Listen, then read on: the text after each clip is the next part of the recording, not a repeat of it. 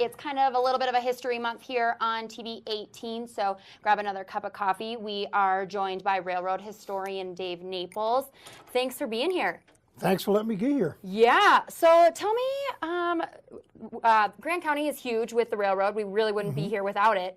What are some significant historic pieces of the railroad?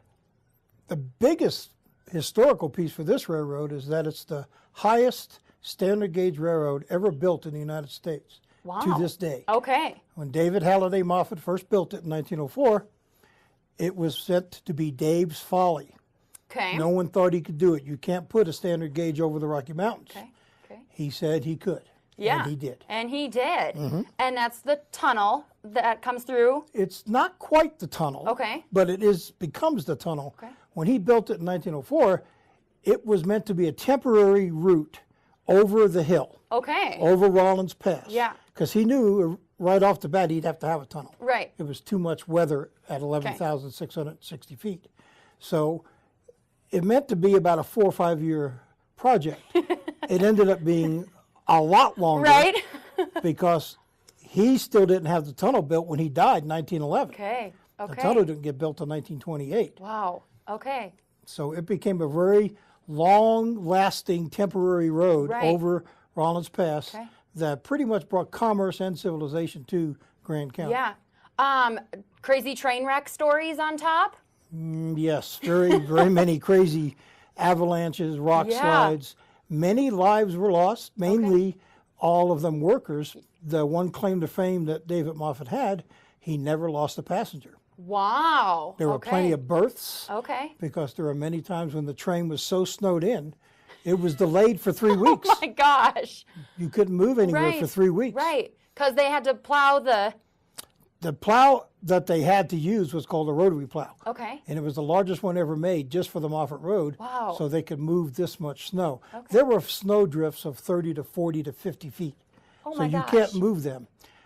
When he first started the building, he had Swedes hired because those are the only ones that could or wanted to work at that altitude. Okay. And they would do it by hand with shovels.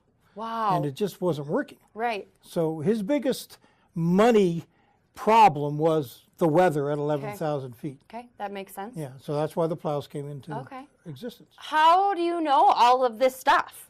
What turned you on to it? We got to go back to when I was 8 years old. Okay, let's do that. My dad and a friend built a model railroad for me for one of my birthdays, and I just fell in love with it. And ever since then, railroads have been my fascination. I've been a model railroader most of my life.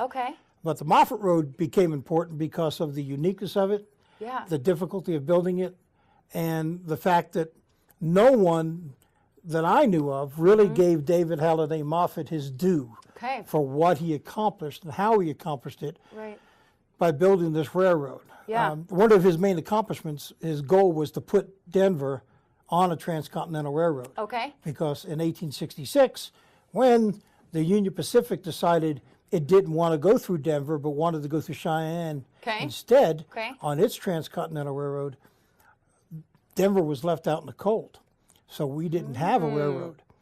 So Moffat and some of his cronies, which would have been the big mucky mucks, Evans and Betcher and Cheeseman and all those guys, they got together and built a different railroad called the Denver Pacific in 1871 that ran from Denver all the way to Cheyenne. So now Denver was connected. Got it. Okay. But Denver was still not on a transcontinental railroad. Right. And in 1905 or 4, when he started building this one, the Denver, Northwestern and Pacific Railroad, called the Moffat Road, that was his intent. Let's put Denver on a transcontinental railroad.